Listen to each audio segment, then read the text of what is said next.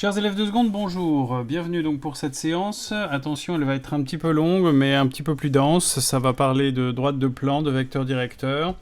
Je vais essayer d'être le plus clair possible, mais je ne vais pas pouvoir m'étaler pendant 2 heures. Il va falloir qu'en une vidéo d'une petite demi-heure, j'espère, on puisse résumer 2-3 heures de cours. Le chapitre est fondamental, il est très important pour tous les élèves qui vont faire mathématiques l'année prochaine. Ça sera repris en première, mais ça sera très accéléré et donc il va falloir suivre de manière assidue. Voilà, la vidéo, vous pouvez la revoir autant de fois que vous voulez, donc c'est parti. On commence par la correction des derniers exercices de vecteurs. Il me restait les 2 exercices de recherche, je vais les survoler rapidement. Je me suis permis de me servir d'un travail effectué par l'un de vos camarades, qui est ici, pas le camarade mais son travail. On commence par l'exercice 62. Le 62 posait aucun problème, puisqu'il s'agissait, voilà, c'est le 62, pas le 56, il est gentil. La plupart du temps, vous avez su déterminer les coordonnées. Attention, ce sont des coordonnées avec racine carrée. Il faut garder des valeurs exactes. Racine carrée de 3 quarts ou racine de 3 sur 2. J'accepte racine de 0,75. Une fois qu'on avait déterminé cette longueur-là, les coordonnées étaient assez faciles à exploiter et surtout à déterminer. Par exemple, si je reviens sur le livre, voici l'exercice qui était en cause. Il faut gentiment qu'il me tourne les pages. Voilà. Le repère est OA, donc OA donne une unité, OC donne une unité, attention. Donc H est de coordonnées 0,5, 0, D de coordonnées 0,5, et attention, on monte jusqu'à racine de 3 sur 2. Le point E est de coordonnées 1 plus racine de 3 sur 2, et 0,5. On ne demandait pas forcément de justifier. Par contre, un petit calcul de Pythagore pour déterminer cette longueur DH, que l'on peut donner égale à la hauteur du triangle ABE, puisque les 2 triangles sont de même taille, isométriques, des triangles de côté une unité, équilatéraux de côté une unité. À partir de ce moment-là, on teste l'alignement des 3 points avec la collinéarité de vecteurs, c'est ce qui a été testé ici. Il a pris les vecteurs CD et CE, je dis il, c'est un garçon, ça vous donne un indice, et ensuite il a testé il a calculé le déterminant. Toujours plutôt calculer le déterminant plutôt que de tester si le produit en croix sont égaux. Pas d'équivalence ici, mais un égal à la place. Mais il a bien corrigé par la suite. Égal à 0. Les vecteurs sont collinéaires, les points sont alignés. Le 89, quand tu veux, voilà. Alors là, il fait plein de choses en même temps, l'ordinateur. Donc le 89... Les coordonnées des points étaient assez faciles à déterminer puisqu'on réduisait de moitié la taille de chacun des carrés au fur et à mesure qu'on avançait. Par conséquent, voilà, là il souffre. Par conséquent, sans justification particulière, il était assez facile de voir par exemple que le point E était de coordonnées 1,5, 0, le point I de coordonnées 1,75, je rajoute un quart. Attention, l'unité ici, c'est AB pour l'axe des abscisses et AD pour l'axe des ordonnées. On détermine les coordonnées des 3 points. On teste la collinéarité des 2 vecteurs CF et CJ, par exemple. Je crois que c'est ce qu'il a fait, CF et CJ. Il n'a même pas testé la collinéarité. Il a simplement vu d'ailleurs que les coordonnées, rien qu'en regardant les coordonnées, 1,5 fois CF donnait CJ. C'est une autre méthode, bien sûr, puisque c'est la définition de vecteurs collinéaires, et par conséquent, enfin, c'est une propriété des vecteurs collinéaires. Par conséquent, il n'a même pas eu besoin de calculer le déterminant, il l'a fait directement. La petite fonction qui était demandée en Python, juste une petite erreur de notre élève qui participe malgré lui. On va pour i allant de 1 à n-1, et attention en Python, pour ceux qui s'en souviennent, l'expression for i in range, le rang maximum que vous allez mettre dans votre parenthèse, c'est toujours une unité supplémentaire par rapport au rang jusqu'où vous voulez aller. Par conséquent, si vous voulez aller jusqu'à n-1, il faut que le dernier rang soit n. Il va s'arrêter à n-1. On calcule ici, alors je dois l'avoir qui traîne quelque part, ce petit calcul là. Voilà, il va me le sortir où? Ici. Voici. Alors je l'ai appelé R, effectivement, puisque c'est lié à un calcul d'R. On va essayer de le comprendre. La formule, c'est 1/2 puissance I, c'est-à-dire à chaque fois, on multiplie par 1/2 la taille le côté du carré. Donc en fait, ça fait un carré de côté 1, puis un demi, puis un quart, puis un huitième, puis un 16e. Donc ici, le côté, c'est 1 demi puissance i à chaque étape. Et je l'élève au carré pour calculer, oui, la surface du petit carré. Et en faisant S égale S plus cette formule, j'ajoute à chaque étape la surface de tous les carrés pour obtenir en fait S, la surface totale de tous les carrés réunis. Carré de côté 1, de côté 1,5, de côté 1 quart, de côté 1 huitième, de côté 1 16e, et j'ajoute la totalité de toutes ces surfaces. Ça fait une sorte de somme infinie quand n va devenir infiniment grand. Et ce que l'on observe, c'est que si je lance ce petit programme, qui est ici, file, run, voilà, merci, run module, Bloom, quand tu veux, merci, le voilà. Si je lance le petit programme, et si je lui demande R des 10 premiers carrés, il me donne une R totale de 1,33333. Si je cherche l'R des 30 premiers carrés, on obtient quelque chose avec que des 3. Bref, ça semble se stabiliser, se rapprocher infiniment près, même se stabiliser autour de 1,333 à l'infini, soit 4 tiers. Ce qui me donne un phénomène assez bizarre que vous étudierez l'année prochaine, une somme infinie, plein de petits carrés les uns après les autres. Eh bien, ça donne un résultat qui n'est pas infini, lui, qui semble ne jamais dépasser 4 tiers. Une infinité de nombres additionnés ensemble donne un résultat fini. Voilà une bizarrerie de la notion du calcul dit infinitésimal que vous étudierez en partie l'année prochaine. Bravo à cet élève qui donc m'a fourni une belle correction à part cette petite erreur et qui a bien compris, d'ailleurs il me l'a bien mis, que je suppose que cette fonction calcule l'aire totale de tous les carrés, donc c'est très bien, bravo, félicitations. Allez, on passe aux activités sur les droites. Voici le document que vous aviez à remplir. Désolé pour cette petite erreur de vecteur AN et non vecteur CN et non vecteur AN. Je vais y revenir. Donc l'activité 1, je vous rappelle, ça c'est bon, c'est fini. On va me laisser la place, s'il vous plaît, à GeoGebra. Voici. L'activité 1, expliquez pourquoi le point A de coordonnées 1, 2 appartient à la droite D. Tout simplement, si je remplace x par 1 et y par 2, ça me donne le calcul suivant. 3 fois 1 moins 2 fois 2 plus 1 égale 0. L'équation est vérifiée, le point A est donc bien sur cet ensemble. Les points B, C et D le sont-ils? Eh bien, je remplace x et y par les coordonnées respectives de chaque point, je vois si ça marche. Pour le point B, 3 fois 2 moins 2 fois 3,5 plus 1 égale 0, ça marche, donc B est bien dans l'ensemble des recherchés. Pour le point C, ça fonctionne aussi. Pour le point D, ça ne fonctionne pas, donc le point D n'est pas dans l'ensemble recherché. On place les points et on voit ce qui se passe. Alors en plaçant les points A, B, C, ils sont là, A, B, C et le point D, on observe que, tiens, les points qui sont dans l'ensemble, dont les coordonnées vérifient l'équation, semblent être alignés, alors que le point D, qui justement a des coordonnées qui ne vérifient pas l'équation, n'est pas aligné avec ABC. Par conséquent, vous avez tous plus ou moins bien conclu que les points de l'ensemble D semblent être tous alignés. Question suivante, montrer que cette équation est équivalente, ça signifie que je peux la transformer de manière à obtenir une équation de la forme y égale mx plus p. Eh bien, il suffit d'isoler y dans cette équation, 3x, je vais zoomer aussi, 3x moins 2y plus 1 égale 0, ça fait moins 2y égale moins 3x moins 1, et je divise par moins 2 pour obtenir y est égal, attention, moins 3 sur moins 2 qui fait 3 demi de x plus 1 demi. Je retrouve une équation de droite que je connais, une équation de droite affine. Ceci est la représentation graphique de la fonction affine de coefficient directeur 3 demi et d'ordonnée à l'origine 1 demi.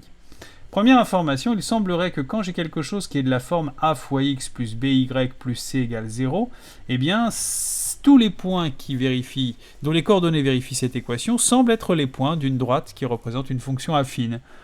Quelque chose qu'on a déjà étudié, c'est-à-dire quelque chose qui a une équation de la forme y égale mx plus p. Dans la partie B, dans GeoGebra, on passe les points A, B, C, D et on ajoute les points E et F. Ok, ça donne la figure suivante. Vous aviez le fichier qui était à disposition en ligne. Pas besoin de GeoGebra puisqu'il était en mode, c'était disponible par un navigateur Internet. On a créé les trois curseurs. En modifiant les valeurs de A, B, C, retrouver une équation de la droite passant par A et B. Y a-t-il plusieurs solutions? Alors évidemment, si je prends A égale 3, B égale moins 2 et C égale 1, ça marche. Mais il y avait d'autres solutions. Les solutions qu'on pouvait proposer pour la partie B. 3 moins 2, 1, ça marche. Peut-être que certains ont testé 4,5 moins 3, 1,5, ça marche. Moins 7,5, 5 et moins 2,5, ça marche. C'est l'exemple qui est là. J'ai pris, A égale moins de... Combien j'ai pris là? Pardon. Hop. Moins 7,5, c'était celui que j'avais trouvé, oui. Moins 7,5. Moins 7,5, voilà. B... on va la passer, c'était égal à 5, et C qui était égal à moins 2,5. Ça fonctionne, il semblerait que cette droite soit aussi une équation possible de la droite AB. Il y a plusieurs solutions, pourquoi? Alors pourquoi toutes ces solutions conviennent? Pourquoi en fait cette droite n'a pas qu'une seule équation? Eh bien la réponse, elle est évidente pour ceux qui comprennent la notion d'équation équivalente. Effectivement, si je prends 6 moins 4, 2, 6x moins 4y plus 2 égale 0, eh bien si je divise cette équation à gauche et à droite par 2, j'obtiens une équation équivalente, c'est-à-dire dont les solutions sont les mêmes. Et je retrouve, l'équation de l'ensemble D que je cherche. Par conséquent, comme les deux équations sont équivalentes, ça signifie que les coordonnées d'un point qui vérifie la première équation sont aussi des coordonnées qui vérifient la deuxième équation. Et c'est réciproque. Un point est dans le premier ensemble si et seulement si le point est dans le deuxième ensemble. Par conséquent, c'est le même ensemble de points. Donc lorsque je prends une équation de la forme ax plus by plus c égale 0, que je la multiplie par 2, que je la divise par 4, que je la multiplie par 7, ou que j'isole y dans un coin pour retrouver y égale à mx plus p, j'obtiens la même droite. Donc, quelque chose qui a de la forme ax plus by plus c égale 0, c'est une droite du plan. Donc, ainsi, si vous regardez, d'ailleurs, ça me donne ici, sur 3 moins 2, 1, 6 moins 4, 2, on a une sorte de tableau de proportionnalité, puisque en fait, j'ai simplement obtenu une autre équation en multipliant ou divisant par un coefficient. Ici, le 6 fois moins 7,5, le 3 moins fois 7,5. Ici, pour passer de la première ligne à la troisième ligne, il suffisait de multiplier par moins 2,5, et ça marche. Multiplier par 1,5 pour passer de la première à la quatrième ligne. Si je trouve un coefficient qui passe d'une ligne à l'autre comme une sorte de tableau de proportionnalité, ça va représenter, les deux équations représentent la même droite. Encore de la proportionnalité, encore lié à un vecteur collinéaire, tout ça c'est lié, vous allez peut-être le comprendre à la fin. La suite de l'activité, bon maintenant, on revient ici, la partie B, voilà. Toujours à l'aide du curseur, déterminer graphiquement les valeurs de ABC pour qu'on passe par la droite AC. La droite AC, c'est la même que la droite AB, donc on retrouve les mêmes coefficients. La droite BD, pour la droite BD, ce que vous avez cherché, moi j'ai trouvé moins 0,6x plus 1,2y moins 3 qui est égal à 0. Je ne le montre pas sur la figure pour aller plus vite, mais vous pouvez essayer. Et en fait, si je multiplie par moins 2, eh bien 1,2x moins 2,4y plus 6 égale 0 convient. Et si j'isole y, j'obtiens y est égal à 0,5x plus 2,5. Donc un coefficient directeur égal à 0,5 et une ordonnée à l'origine égale à 2,5.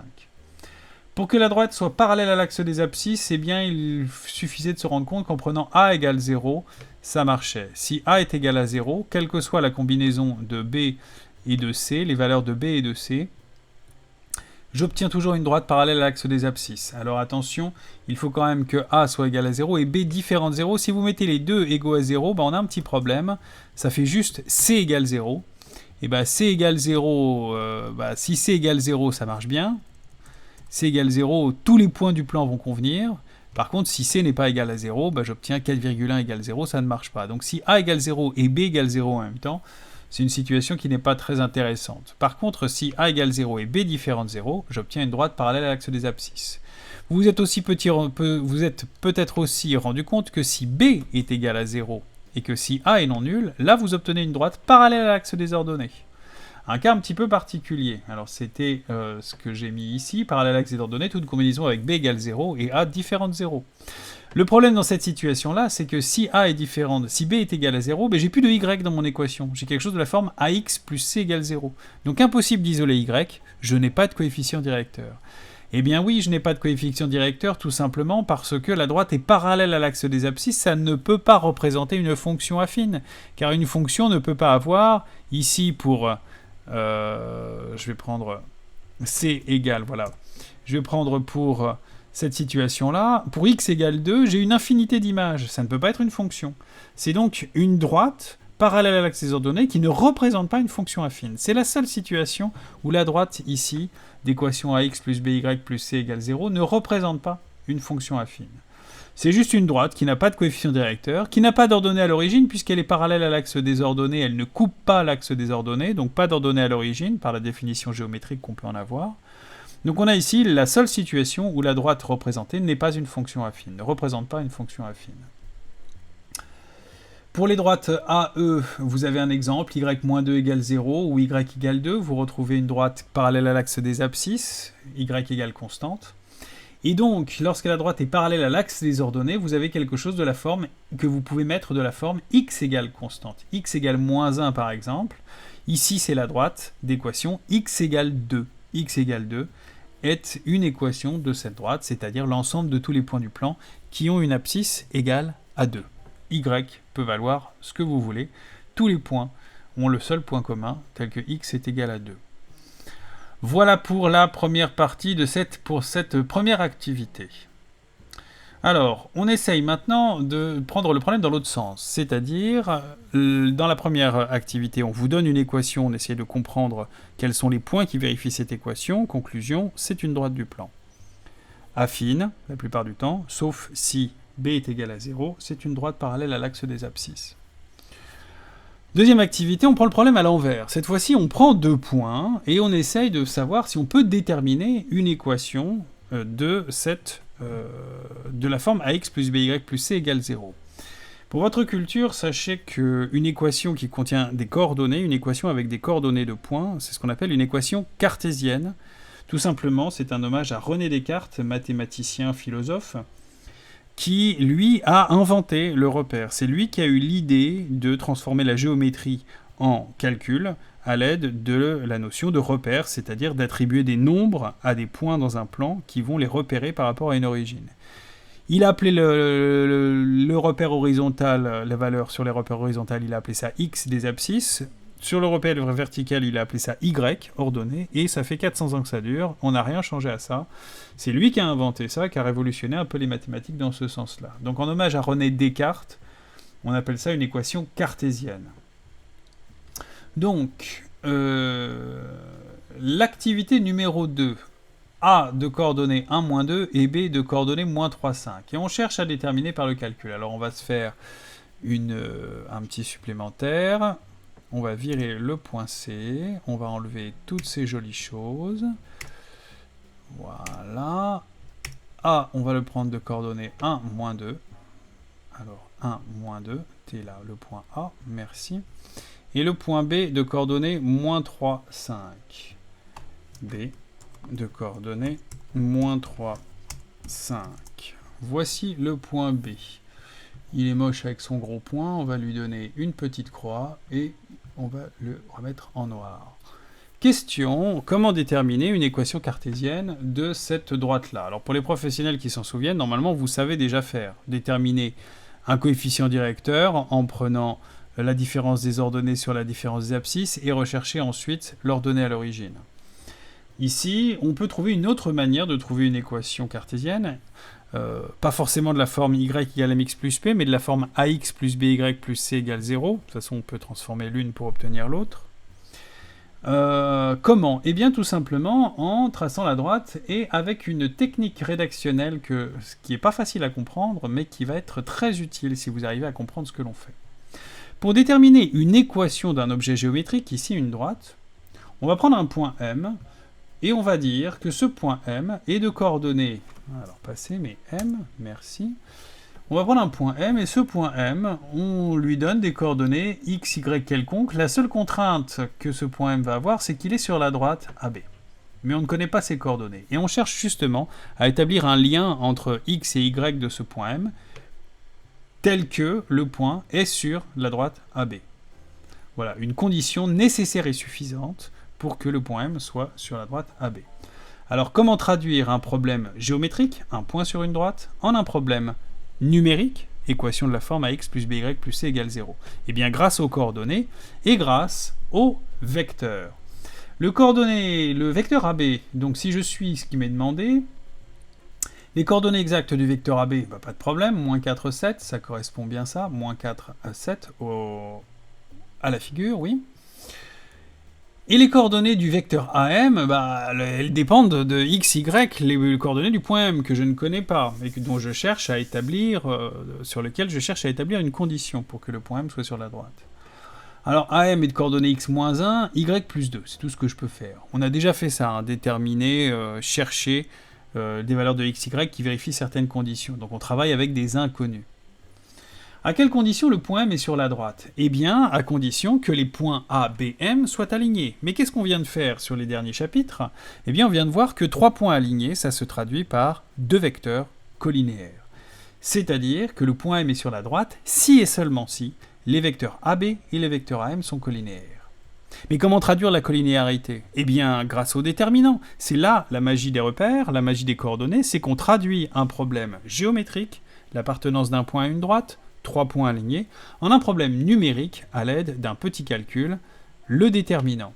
C'est-à-dire que si je calcule le déterminant de ces deux vecteurs, moins 4 fois y plus 2, moins 7 fois x moins 1, eh bien ce déterminant est nul si et seulement si les 3 points sont alignés.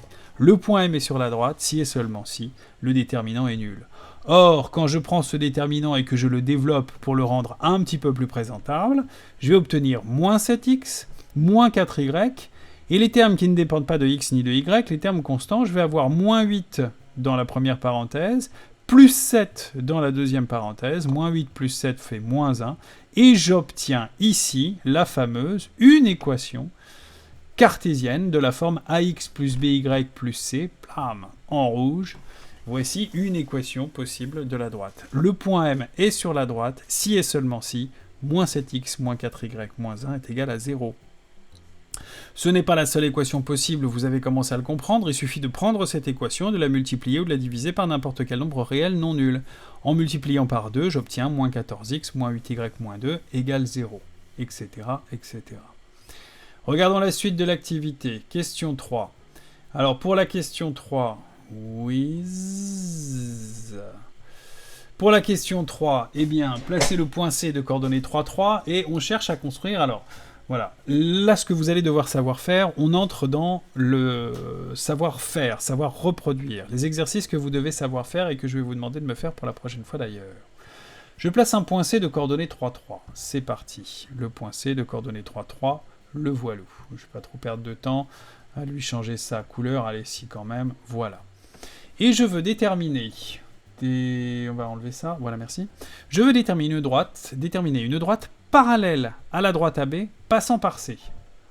Alors, avec GeoGebra, c'est super facile. Clac, et je trace ici, bloom. On va virer ça parce que c'est rigolo de ne pas voir une équation de la droite donnée. Voilà, je veux tracer une droite. Je veux déterminer une équation d'une droite parallèle à AB passant par C. C'est-à-dire une équation de cette droite-ci. Il n'y en a qu'une seule, hein, cette droite est unique. Par un point, il ne passe qu'une seule droite parallèle à une deuxième droite donnée. Comment déterminer les choses? Eh bien, ça va être de la même chose, de la même manière. Comment déterminer une équation de cette droite-là? Tout simplement, en supposant qu'il existe un point M quelconque, mais un point M de coordonnées x, y sur la droite. Et la question c'est à quelles conditions le point M de coordonnées x, y est-il sur la droite? Une condition que je vais pouvoir traduire en numérique avec des x et des y. Eh bien, c'est pas le point M d'ailleurs, c'est le point N. Oh, autant pour moi. Voilà, c'est le point N. À quelles conditions le point N de coordonnées x, y est-il sur cette droite parallèle à AB passant par C? Eh bien, si vous regardez le dessin, oui, par rapport, contrairement à ce qui avait été noté dans cette activité, le point N sera sur la droite recherchée, si et seulement si, bien sûr, le vecteur Cn et le vecteur AB sont collinéaires. Ça va être tout votre travail, cette phrase est très importante, ça va être tout votre travail de géométrie en première et en terminale, traduire de la géométrie pure, alignement, parallélisme, perpendicularité, des choses de la géométrie pure, le traduire en numérique, le traduire en conditions par des nombres. Et ça passera toujours par des vecteurs. Car les vecteurs, je peux faire du calcul avec, je peux calculer des coordonnées, et avec ces coordonnées, je fais des équations. Et c'est vraiment cette mécanique-là qu'il faut essayer de comprendre et d'acquérir dès maintenant. J'ai un problème géométrique, deux droites parallèles, je le transforme en problème vectoriel. Droite parallèle signifie vecteur collinéaire. Je prends des vecteurs, voilà, ils sont évidents les vecteurs, ils sont sur la figure, il n'y en a pas 36. Le vecteur AB et le vecteur CN ou le vecteur NC, vous les prenez dans le sens que vous voulez.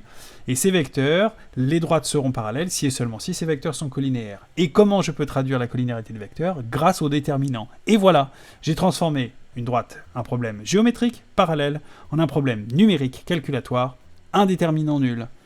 C'est exactement ce qu'on vous demande de faire ici. Les vecteurs Cn, le point n appartient-il à la droite? Eh bien oui, le point n appartient à la droite, si et seulement si le vecteur Cn et le vecteur AB sont collinéaires. Allez, on se fait ça rapidement.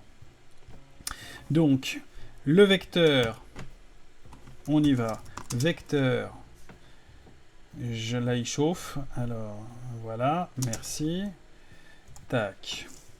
Le vecteur AB, c'est la question 3. Ce qui serait gentil, c'est que tu me mettes un point là. Il galère, hein. Le vecteur AB et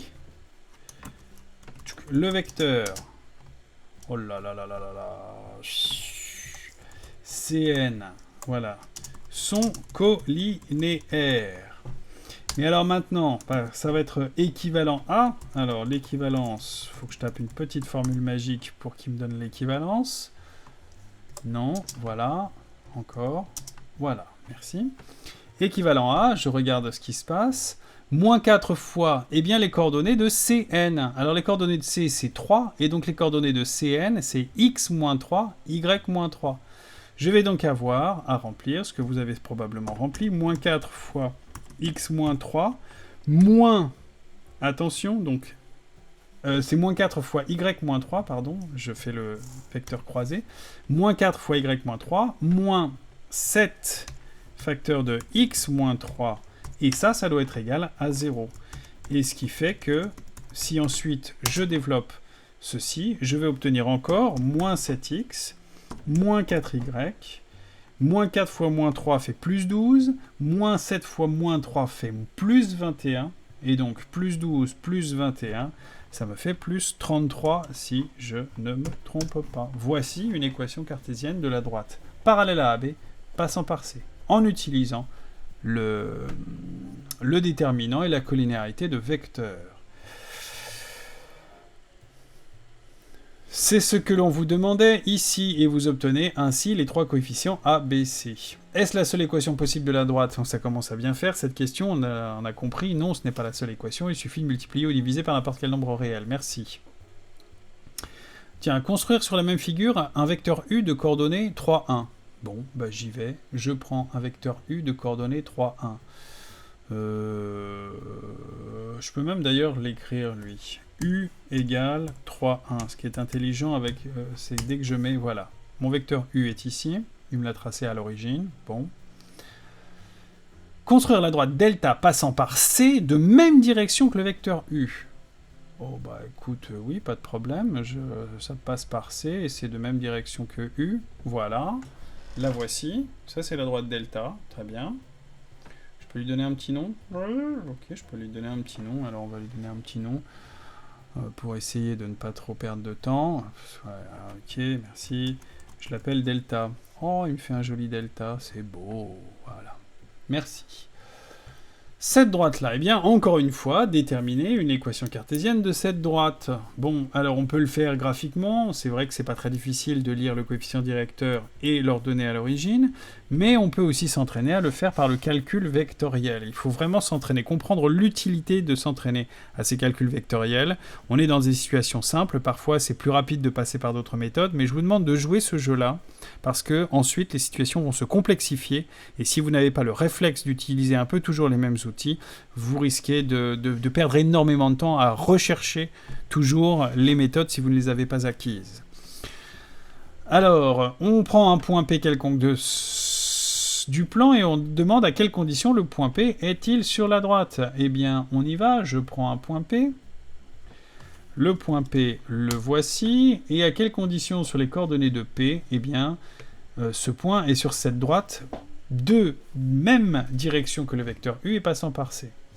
Eh bien, ça va être encore une histoire de collinéarité. Évidemment, ça marchera si et seulement si le vecteur CP et le vecteur U sont collinéaires.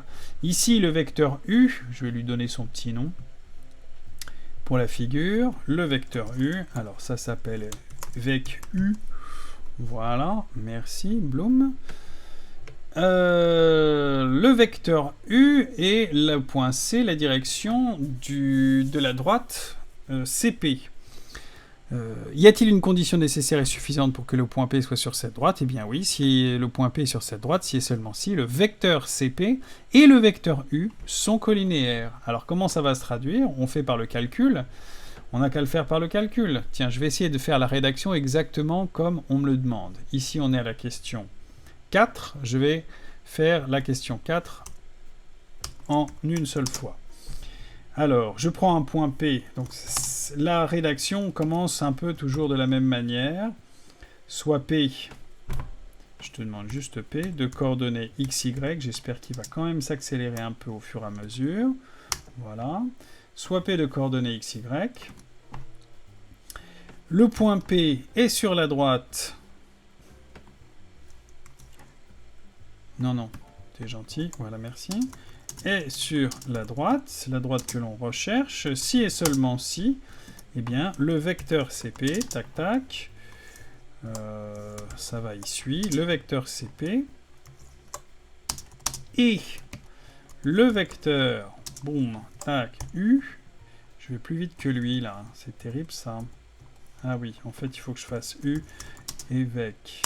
On découvre des choses au fur et à mesure, sont collinéaires. Très bien. Et alors, moi maintenant, j'enchaîne à ce moment-là. C'est équivalent à, et j'y vais pour la transformation du problème géométrique, une droite de même direction qu'un vecteur,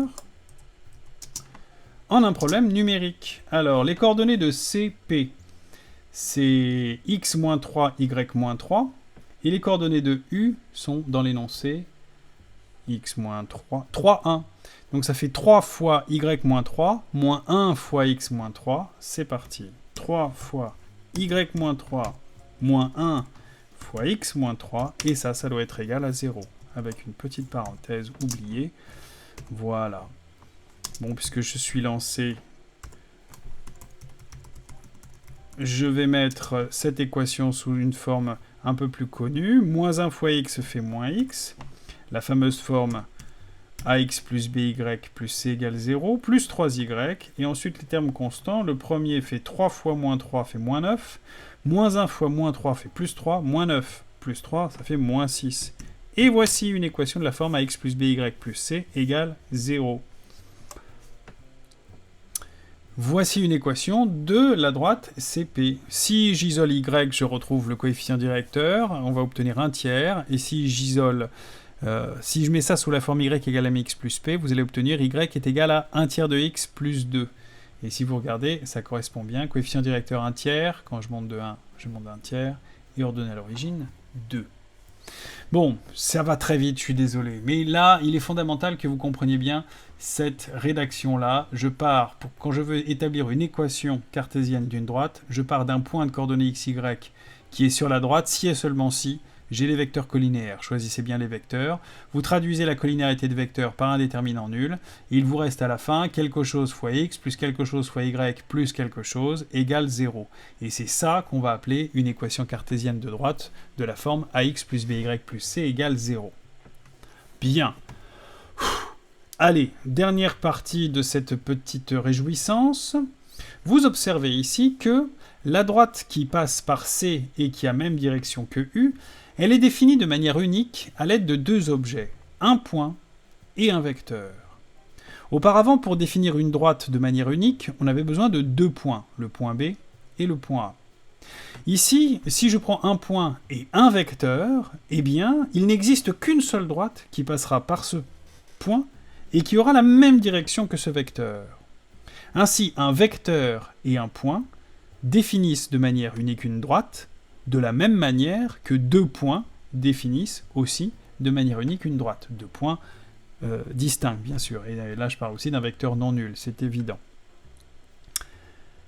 À ce moment-là, le vecteur U que j'utilise par rapport à la droite de même direction, eh bien ce vecteur, il va porter un nom. On va dire que ce vecteur est un vecteur directeur de la droite delta.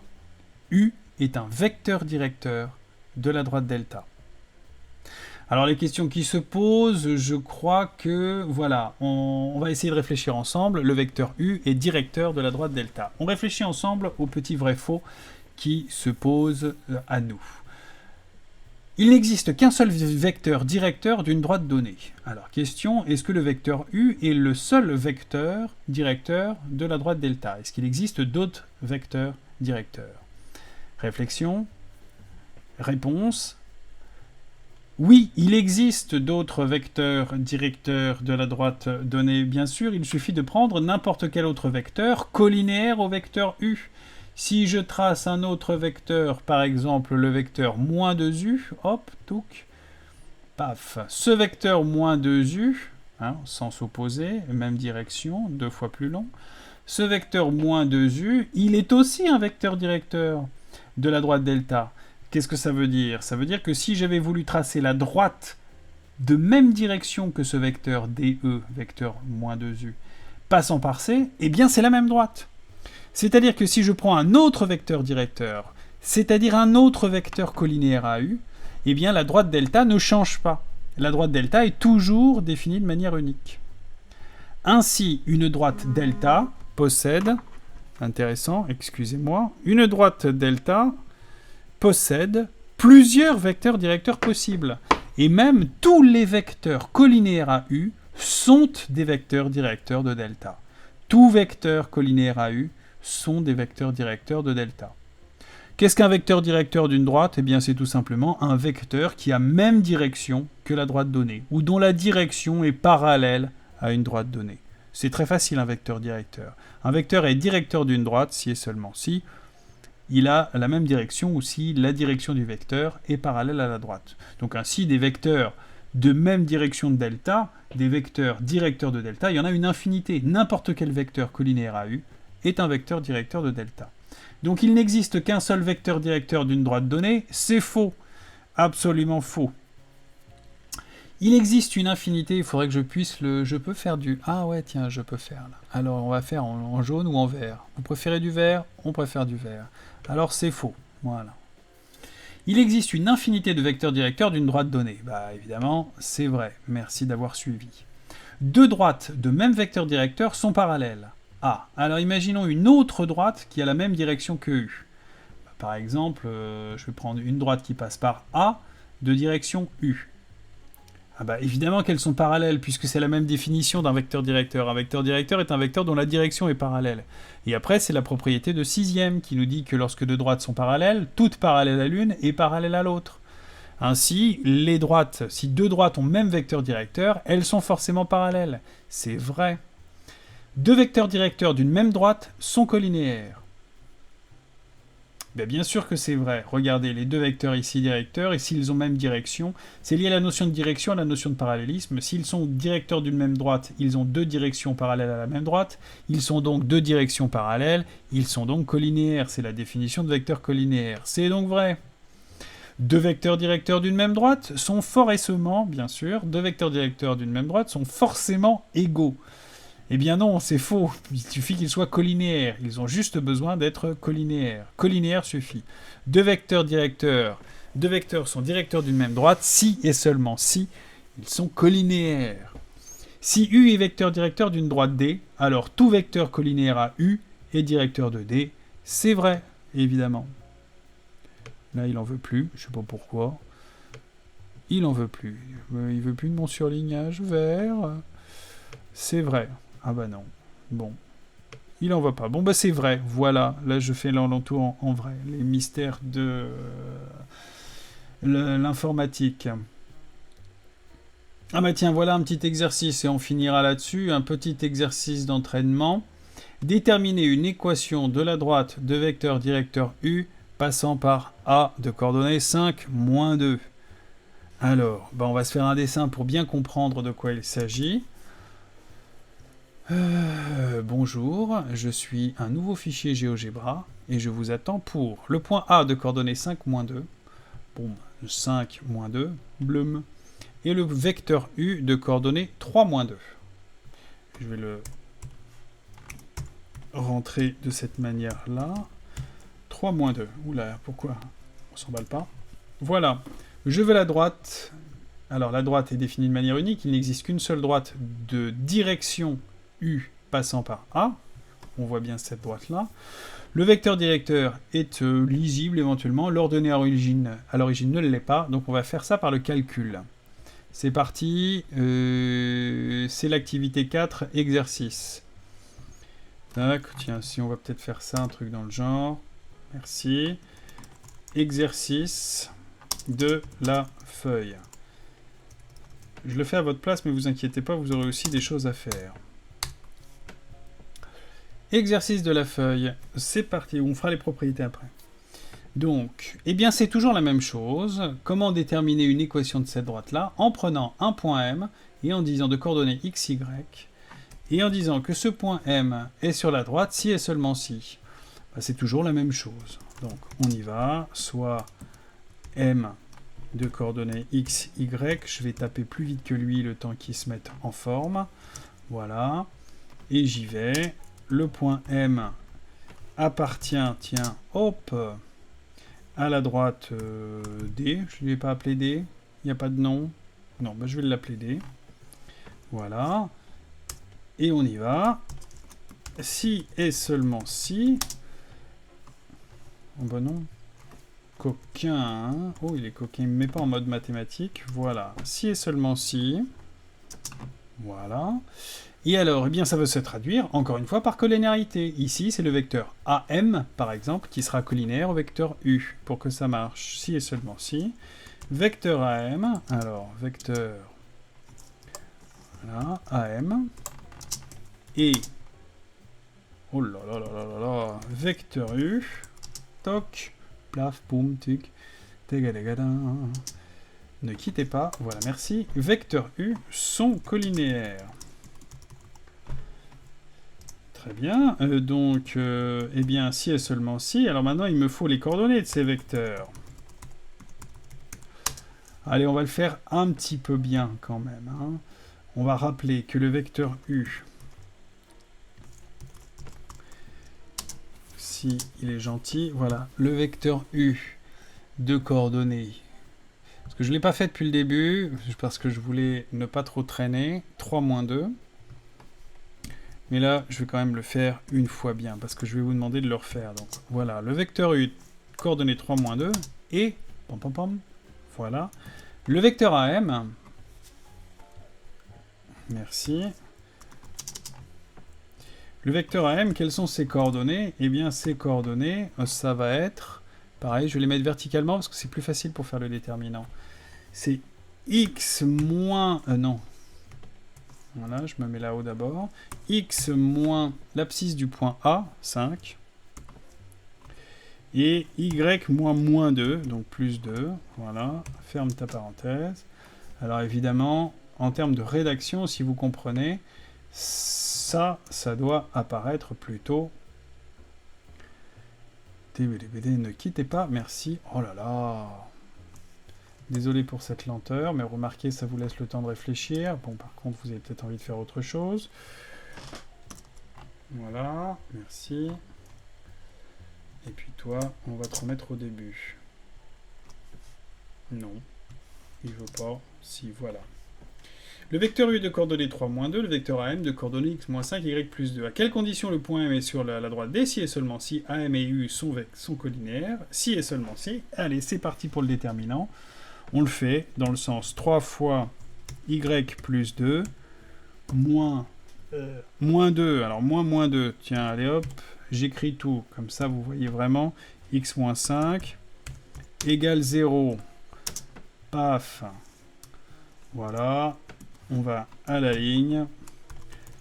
Left, right, arrow, c'est du LaTeX pour ceux qui sont curieux de savoir de quel langage il s'agit pour transformer des mots en symboles mathématiques. Je commence par quoi, les x? Alors, moins fois moins 2 fois x va donner plus 2x.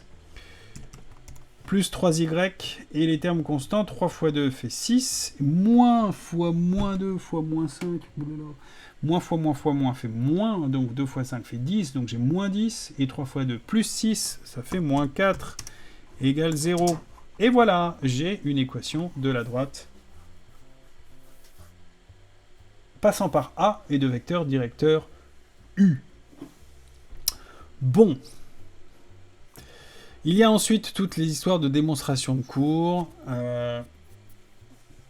Est-ce que je vais faire du lapidaire? Je vais faire du lapidaire quand même. Hein. On va essayer d'aller un peu vite. Allez. Quelles sont les compétences exigées pour votre classe de première? Eh bien, la compétence, c'est déjà de savoir que lorsque j'ai une équation qui a cette forme-là, les points de coordonnées x, y qui vérifient sont les points d'une droite. Une droite parallèle à l'axe des abscisses si A égale 0 et B différent de 0, une droite parallèle à l'axe des ordonnées si A est différent de 0 et B égale 0, et une droite affine si A est différent de 0 et B est différent de 0. Alors, je peux AX plus BY plus C égale 0. Si j'isole Y, regardez, ça fait Y égale à moins A sur BX moins C sur B. Et je retrouve ainsi un coefficient directeur. Ce n'est pas une formule à connaître par cœur. Le coefficient directeur, c'est moins A sur B. Moi, ce que je vous conseille, si vous voulez retrouver le coefficient directeur lorsque B est non nul, c'est de prendre l'équation et d'isoler Y, de prendre Y et de mettre tout le reste de l'autre côté, et de retrouver quelque chose de la forme Y égale à MX plus P. Voilà, moins A sur B et moins C sur B pour leur donner à l'origine, mais c'est pas la peine de le retrouver par cœur. Dans ce que vous avez à savoir, c'est la notion de vecteur directeur. Un vecteur est directeur d'une droite si la direction du vecteur est parallèle à la droite. Voici une définition. Voilà. Propriétés. Alors les propriétés, je vous laisse retrouver toutes les propriétés qu'il y en a établies dans le vrai-faux. Je considère que... Il est où là? Petit. Voilà, je considère que le vrai-faux... Oh là là... Tu m'aides pas toi, hein? Oui, voilà. Je considère que le vrai-faux... Merci. Ça marche toujours pas là? Non, ça marche toujours pas. Je considère que le vrai-faux est une propriété, un ensemble, et c'est du cours. Il y a une infinité de vecteurs directeurs d'une droite. Deux droites de même vecteur directeur sont parallèles. Deux vecteurs directeurs d'une même droite sont collinéaires. Et si U est vecteur directeur d'une droite D, alors tout vecteur collinaire U est directeur de D. Vrai, voilà. Là où c'est marqué vrai, ce sont des propriétés à connaître par cœur. Et alors attention, la propriété parachutée de chez parachuté. Comment trouve-t-on un vecteur directeur directement à partir d'une équation de droite? Et là, je ne vais pas faire 15 000 explications. Je vous le donne directement. Attention. Lorsque j'ai une équation de la forme AX plus BY plus C égale 0, pour retrouver un vecteur directeur, où est-ce qu'il est? Il est là mon cours. Petit. Voilà, propriété, pas au pluriel. Je vais la mettre en point simple. Alors, si une droite admet pour équation cartésienne un truc de la forme, donc AX plus, moi je ne veux pas attendre que tu affiches, égale 0, alors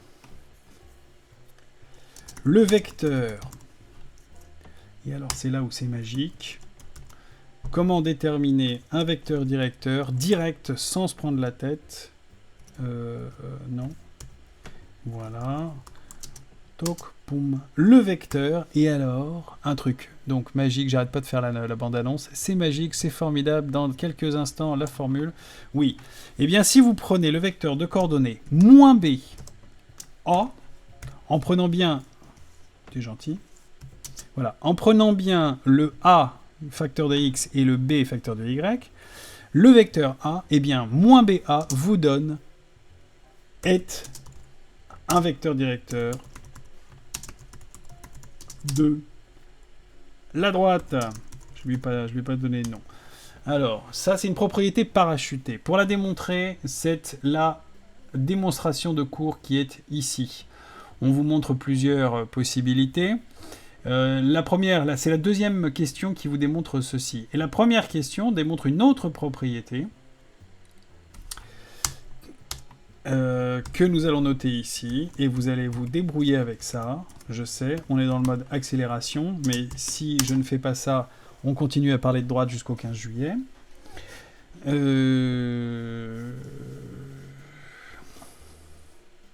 Une droite. Voici la propriété, pardon. Une droite. Oui. Affine est de coefficient directeur un réel petit m. Si et seulement si. Excusez-moi 2 secondes.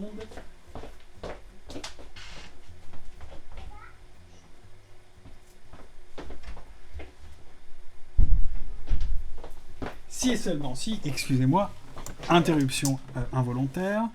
Si et seulement si, eh bien le vecteur u, non c'est pas ça que je veux, c'est u, vecteur,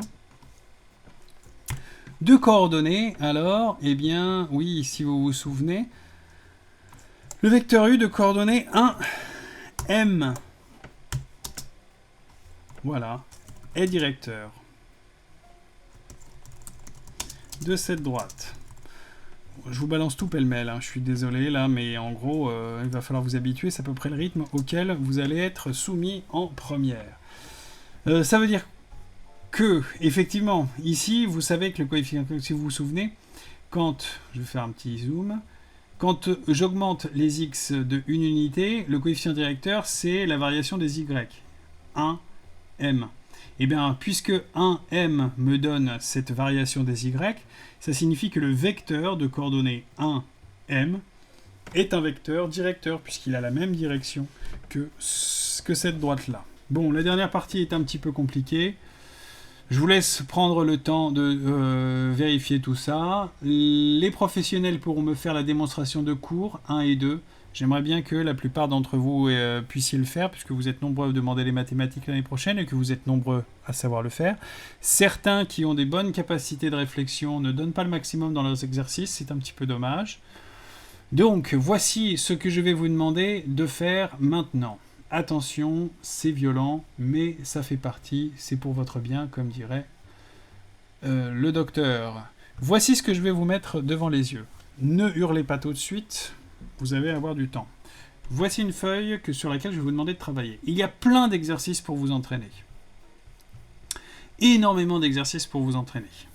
Je vais vous demander sur cette feuille-là de faire que quelques exercices par écrit à me renvoyer pour la semaine prochaine, lundi 23h59. Les exercices que je vais vous demander de me faire pour la semaine prochaine sont écrits dans votre cahier de texte, Bloom. Le cahier de texte, il est là. Voici les exercices 110, 116, 124, 130, 138, 148, 152. On ne panique pas. Si vous regardez la feuille d'exercice, à chaque fois je la perds, elle est à l'autre bout. Si vous regardez la feuille d'exercice, le 110, c'est juste une question. Le 116, c'est juste une question.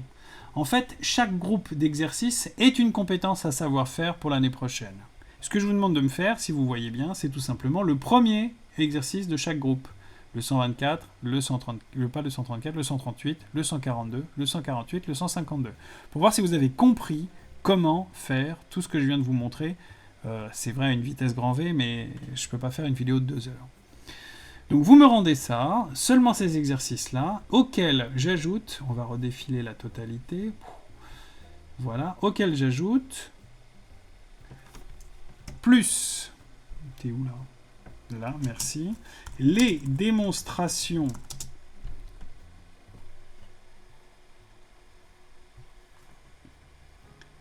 excusez-moi, il prend un petit peu de temps. Voilà, les démonstrations de la feuille précédente. Alors ça, c'est pour ceux qui ne me l'auront pas rendu, parce que peut-être que certains, j'ai pas encore eu le temps de voir tout ce que vous m'avez rendu, de la feuille précédente. Voilà. Certains me l'ont peut-être fait, donc c'est très bien. Ceux qui ne me l'ont pas fait, j'aimerais bien qu'un petit effort de calcul pour voir si vous êtes capable de faire sur un cours compliqué fait à distance, si vous êtes quand même capable de comprendre une démonstration que je vous demande. C'est pas évident, hein, mais voilà. Voilà ce que je vous demande de me faire pour la semaine prochaine.